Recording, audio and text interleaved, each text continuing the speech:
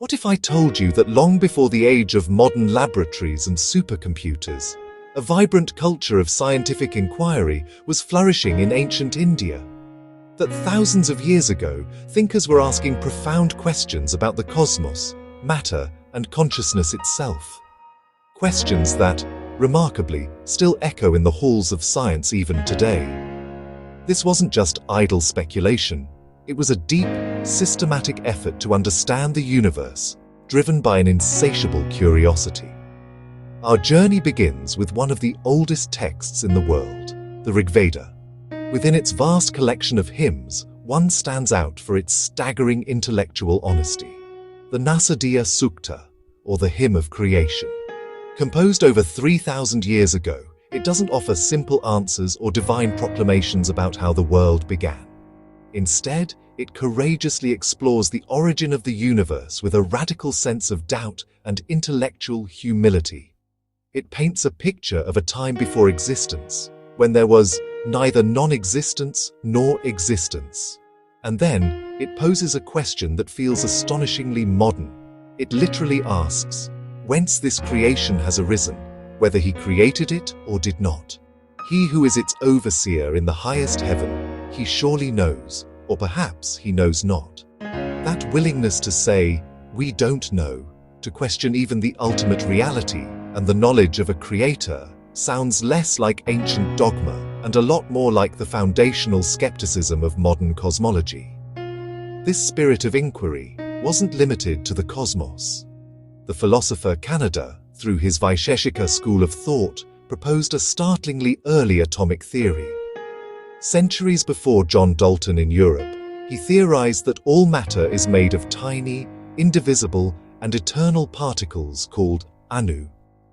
He didn't just stop there. He suggested they combined in different ways, governed by unseen laws, to form the complex, diverse world we see around us.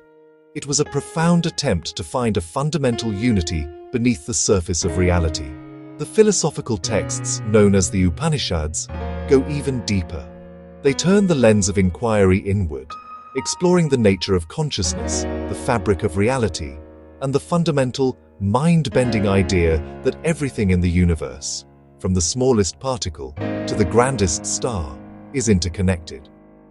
This concept of Brahman, a single, underlying universal consciousness, presents a holistic worldview that continues to fascinate physicists and philosophers alike.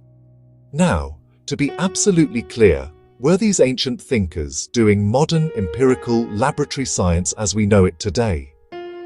The methods were different. Their tools were observation, logic, and deep contemplation, not particle accelerators or electron microscopes.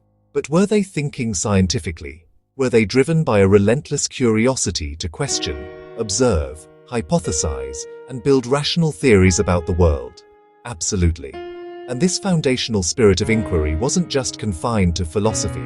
It gave rise to powerful, practical tools and discoveries that would change the world. Perhaps the most significant was the invention of shunya, the concept of zero, not just as a placeholder, but as a number in its own right. This, combined with the decimal system, became the bedrock of modern mathematics, a revolutionary tool that allowed for calculations of unprecedented complexity.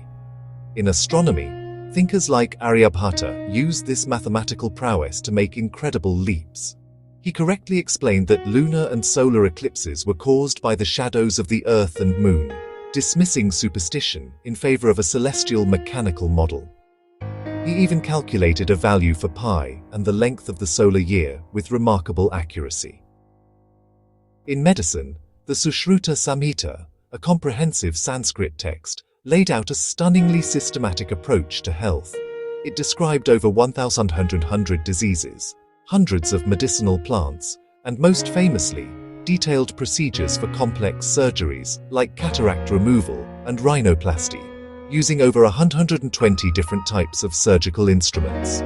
And in engineering, marvels like the rust-resistant iron pillar of Delhi, which has stood for over 1,600 years without corroding, and intricate stepwells that served as sophisticated water management systems, demonstrate a masterful, practical understanding of metallurgy and hydrology. Even the study of language became a science. The linguist Panini, in the 4th century BCE, created a grammar for Sanskrit with 3,959 rules. It was so comprehensive and logical that it's considered a forerunner to modern formal language theory, the very foundation of computer programming languages. Later, between the 14th and 16th centuries, the Kerala School of Astronomy and Mathematics, led by figures like Madhava, developed concepts that were precursors to calculus, including infinite series expansions for trigonometric functions, centuries before they were discovered in Europe. So maybe science isn't a recent invention, a discipline separate from the wisdom of the ancients. Maybe it's a continuous human journey, a flame of curiosity that was lit thousands of years ago. A flame that has been passed down through generations, across cultures, evolving in its methods, but remaining unchanged in its fundamental purpose. To look at the universe and ask, why?